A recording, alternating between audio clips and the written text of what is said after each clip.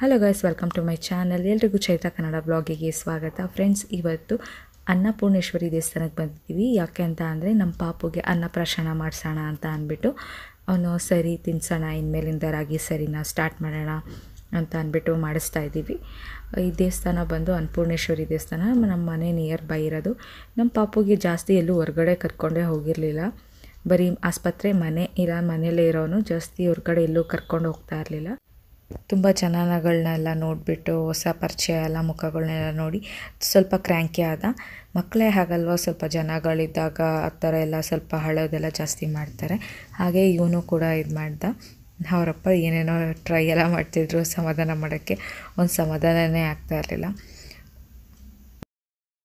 ನಾವು ದೇವಸ್ಥಾನದಲ್ಲೇ ಮಾಡಿಸಿದ್ರಿಂದ ಹಿಂದಿನ ದಿವಸನೇ ಹೋಗಿ ಹೆಸರು ಬರೆಸಿ ಅದಕ್ಕೇನು ಫೀಸ್ ಆಗುತ್ತೆ ಅದನ್ನೆಲ್ಲ ಕೊಟ್ಬಿಟ್ಟು ಬಂದಿದ್ವಿ. 450 ರೂಪಾಯಿ ತೊಗೊಂಡಿದ್ರು ಇದಕ್ಕೆ, ಈ ಪೂಜೆಗೆ ಮಾಡಿಸೋದಕ್ಕೆ.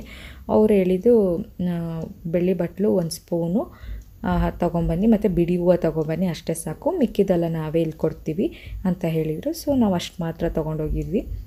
ತುಂಬಾ ಚೆನ್ನಾಗಿ ಪೂಜೆ ಆಯಿತು. ಸಿಂಪಲ್ ಪೂಜೆ, ಬೇಗನೆ ಆಯಿತು ಅಂತಲೇ ಹೇಳ್ಬೋದು. ಅಲ್ಲಿ ಅಕ್ಷರಾಭ್ಯಾಸ ಎಲ್ಲ ಮಾಡಿಸಿದ್ರು. ಪರವಾಗಿಲ್ಲ. ಬೇರೆ ಕಡೆ ಎಲ್ಲ ಸ್ವಲ್ಪ ದಕ್ಷಿಣೆ ಎಲ್ಲ ಜಾಸ್ತಿ ಇಸ್ಕೊತಾರೆ ಅಂತ ನಾನು ಕೇಳ್ಪಟ್ಟಿದ್ದೆ. ಇಲ್ಲಿ ಪರವಾಗಿಲ್ಲ, 450 ರೂಪಾಯಿ ಅಂತ ಅನ್ನಿಸ್ತು ನನಗೆ.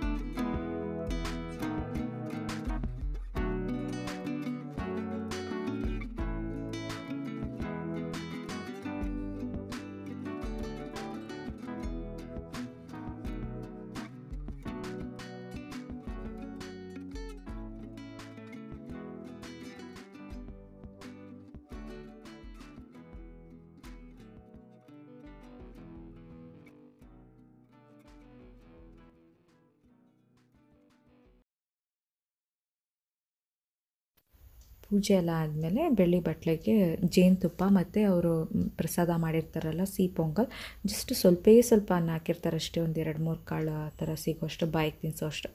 ನಾವು ಚಿನ್ನದ ಉಂಗುರ ಹಾಕ್ಕೊಂಡು ಹೋಗೋಕ್ಕೆ ಹೇಳಿದರು, ತೊಗೊಂಬರೋದಕ್ಕೆ ಹಾಕ್ಕೊಂಬನ್ನಿ ಅಂದ್ಬಿಟ್ಟು. ಅದರಲ್ಲಿ ಜಸ್ಟ್ ಮುಟ್ಸಿ ಬಾಯಿಗೆ ಇಡಿಸ್ಬೇಕು 3 ಸತಿ ಅಂತ ಹೇಳಿದ್ರು. ಅದನ್ನು ಮಾಡಿದ್ವಿ. ಸ್ವೀಟ್ ಇತ್ತಲ್ಲ ಅಂದ್ಬಿಟ್ಟು ಅವಾಗ ತಿನ್ಬೇಕಾದ್ರೆ ಮಾತ್ರ ಸೈಲೆಂಟಾಗಿದ್ದ ನನ್ನ ಮಗ. ಸ್ವೀಟ್ ಅಂದರೆ ತುಂಬ ಇಷ್ಟಪಡ್ತಾನೆ. ಆವಾಗ ಮಾತ್ರ ಸೈಲೆಂಟಾಗಿದ್ದ. ಆಮೇಲೆ ಮತ್ತೆ ಪೂಜಾರಿ ಏನಿರ್ತಾರೆ ಅವರು ದೇವ್ರ ಹತ್ರ ಹೋಗ್ಬಿಟ್ಟು ಹಿಂಗೆ ಮಲಗ್ಸೋಕ್ಕೆ, ಅಡ್ಡಾಡ ಮಲಗ್ಸೋದಕ್ಕೆ ಕರ್ಕೊಂಡೋದ್ರು. ಆವಾಗ ಜಾಸ್ತಿ ಹತ್ಬಿಟ್ಟ. ಅವನು ಕಣ್ಣ ಯಾವಾಗಲೂ ಜಾಸ್ತಿ ಕ್ಲೋಸ್ ಮಾಡಿಕೊಂಡೆ ಅಳೋದು ಜಾಸ್ತಿ. ಯಾಕೆ ಅಂತ ಅಂದರೆ ಕ್ಲೋಸ್ ಮಾಡಿದಾಗ ಯಾರೂ ಇಲ್ಲ, ಬನ್ನಿ ನನ್ನ ಹತ್ರ ಅನ್ನೋ ಥರ ಫೀಲಲ್ಲಿ ಆ ಥರ ಅಳ್ತಾ ಇರ್ತಾನೆ.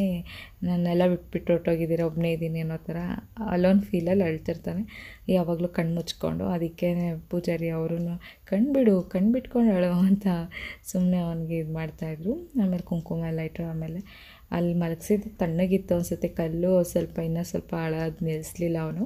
ಅದಾದಮೇಲೆ ದೇವ್ರದ್ದು ಆಶೀರ್ವಾದ ತಗೊಳ್ಳಿ ಅಂತ ಅಲ್ಲಿ ಬಿಟ್ಟಿದ್ದಿದ್ದು. ಸೊ ನಾವು ಏನು ಮಾತಾಡಲಿಲ್ಲ. ಅದಾದಮೇಲೆ ಎತ್ಕೊಂಡು ಅವರೇ ಕೊಟ್ಟರು. ಆಮೇಲೆ ಸ್ವಲ್ಪ ಸೈಲೆಂಟ್ ಆದ, ಸ್ವಲ್ಪ ಹೊತ್ತು ಅಷ್ಟೇ. ಆಮೇಲೆಲ್ಲ ಚೆನ್ನಾಗೇ ಇದ್ದ, ಹಳ್ಳಿಲ್ಲ. ಅವನಿಗೆ ಅದು ಇಷ್ಟ ಆಯಿತು ಅನಿಸುತ್ತೆ ಜಾಗ, ಪ್ಲೀಸ್ ತಿರ್ಗಿ ಮಲಗಿಸಿದ್ದು. ಅದಾದಮೇಲೆ ಅವರ ಸ್ವಾಮಿಗಳೇ ಎತ್ತಿ ಕೊಟ್ಟರು ಪಾಪನ.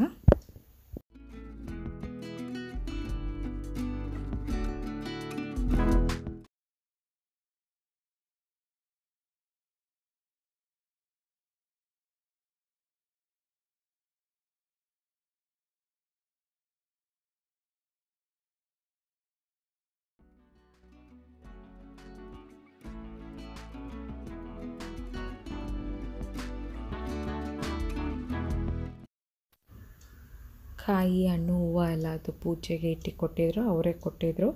ಹಾಗೆ ಸಿಹಿ ಪೊಂಗಲ್ ಮಾಡಿದರು ನೈವೇದ್ಯಕ್ಕೆ, ಅದನ್ನು ಕೂಡ ಕೊಟ್ಟಿದ್ರು ನಮಗೆ.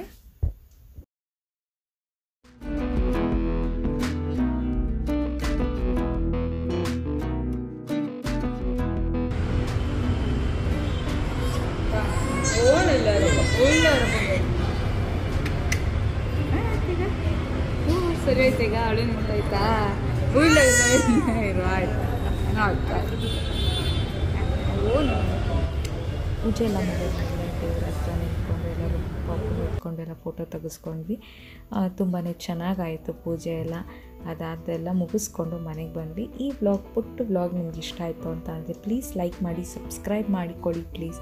ಹಾಗೆ ನನ್ನ ಚಾನಲ್ಗೆ ಸಪೋರ್ಟ್ ಮಾಡೋದು ಮಾತ್ರ ಮರಿಬೇಡಿ ಪ್ಲೀಸ್. ನಿಮ್ಮ ಸಪೋರ್ಟ್ ತುಂಬಾ ಮುಖ್ಯ ನನ್ನ ಚಾನಲ್ಗೆ ಅಂತ ಕೇಳ್ಕೊಳ್ತೀನಿ.